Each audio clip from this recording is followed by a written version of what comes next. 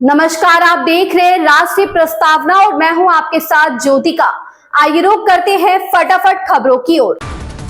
Bhajpa RSS संबंध और मोहन भागवत के बयान से जुड़े मुद्दों पर चर्चा की गई। इस दौरान प्रभात साक्षी संपादक ने कहा कि राष्ट्रीय स्वयंसेवक संघ प्रमुख मोहन भागवत द्वारा हाल ही में दी गई यह सलाह कि 75 वर्ष की आयु के बाद व्यक्ति को सेवा कार्यों से स्वयं ही संन्यास लेना चाहिए, केवल एक सामान्य नैतिक उपदेश भर नहीं है, इसके कई राजनीतिक मायने भी निकाले जा रहे हैं। हालांकि नीरज दुबे ने यह जरूर कहा है कि नरेंद्र मोदी से जोड़कर मोहन भागवत के बयान को देखा जाना बिल्कुल सही नहीं है।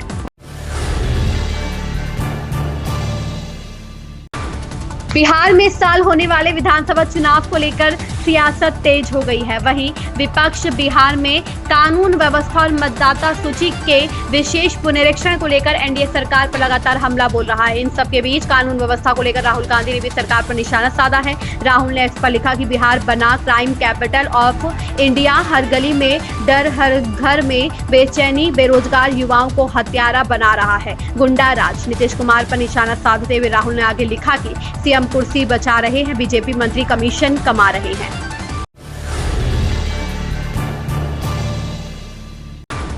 कल प्रधानमंत्री साहब का फोन आया था। उन्होंने बात की शुरुआत मराठी में की। कहा कि मैं मराठी बोलूं या हिंदी। मैं हंसने लगा। इसके बाद वो इतना दिल खोलकर हंसे कि मैंने पहली बार सुना कि हमारे प्रधानमंत्री इतना दिल खोलकर हंसते हैं।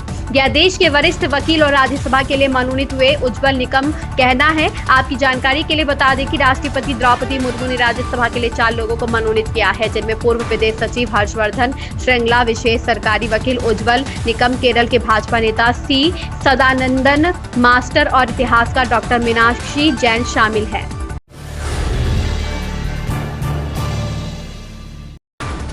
विदेश मंत्री एस जयशंकर ने बीजिंग में शंघाई सहयोग संगठन के महासचिव नो लान से मुलाकात की, जहां उन्होंने संगठन की भूमिका, महत्व और इसके कामकाज को आधुनिक बनाने के लिए चल रहे प्रयासों पर चर्चा की। जयशंकर सिंगापुर की अपनी यात्रा के बाद चीन पहुंचे, जो 5 वर्षों में उनकी पहली बीजिंग यात्रा है। इस यात्रा के दौरान उनका तियानजिन में एससीओ विदेश मंत्रियों की परिषद की बैठक में भाग लेने और कई द्विपक्षीय बैठकें करने का कार्यक्रम है।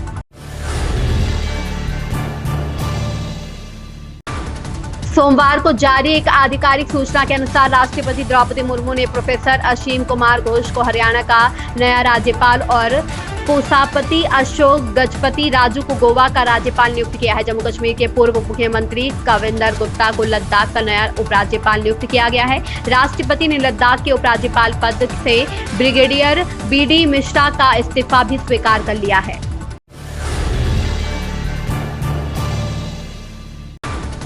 केंद्रीय सड़क परिवहन मंत्री नितिन गडकरी ने लोक प्रशासन में अनुशासन सुनिश्चित करने के लिए सरकार के खिलाफ अदालती मामले दायर करने की आवश्यकता पर बल दिया है। नागपुर में स्वर्गीय प्रकाश देशपांडे स्मृति कुशल संगठक पुरस्कार समारोह में बोलते हुए वरिष्ठ भाजपा नेता ने कहा कि अदालती आदेश से ऐसे काम हो सकते हैं जो सरकार भी नहीं कर सकती। उन्होंने कहा कि समाज में कुछ ऐसे लोग होने चाहिए जो सरकार के खिलाफ अदालत में याचिका दायर करें।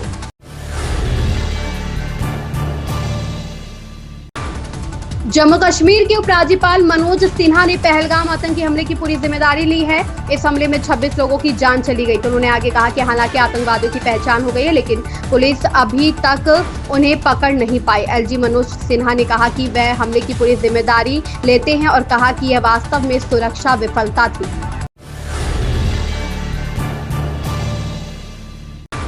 फराह खान कोरियोग्राफर, डायरेक्टर होने के लिए कंटेंट क्रिएटर भी है। यूट्यूब पर वह एक कुकिंग ब्लॉग चैनल चलाती है, सेलिब्रिटी के घर जाती है और बातचीत करती है। हाल ही में फराह ने जैकी भगनानी और रकुल प्रीत से मुलाकात की। इस दौरान फराह ने अपनी एक फ्लॉप फिल्म का जिक्र किया, जिसकी असफलता पर बॉलीवुड में कई लोग खुश हुए। कौन सी थी वो फिल्म और बॉलीवुड के लोगों के बारे में क्या क्या खुलासे फराह ने किए, जानिए। फराह खान अपने कुकिंग यूट्यूब चैनल के लिए जैकी भगनानी और रकुल प्रीत के घर पहुंची। कुकिंग के अलावा करियर और फिल्मों को लेकर भी इनकी बातचीत हुई।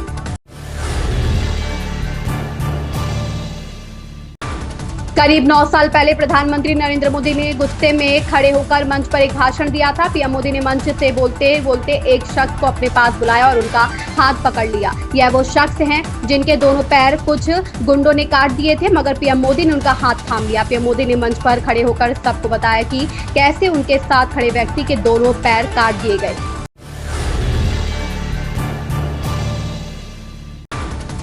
जिस तीसरे विश्व युद्ध से बचने की पूरी दुनिया ने कोशिश की, क्या वह रूस यूक्रेन जंग से शुरू हो चुका है? सवाल इसलिए भी उठ रहे हैं क्योंकि ट्रंप जिस जंग को चुटकियों में खत्म कराने का दावा कर रहे थे, वो अब पुतिन की धमकाते हुए कह रहे हैं कि अमेरिका और नाटो देश मिलकर कुछ बड़ा करने वाले हैं। पुतिन के पास 48 घंटे हैं जिसमें वह तय कर ले कि वो लंबी और खूनी जंग करना चाहते हैं या नहीं। इन खबरों में बस इतना ही। बने रहिए राष्ट्रीय प्रस्तावना के साथ।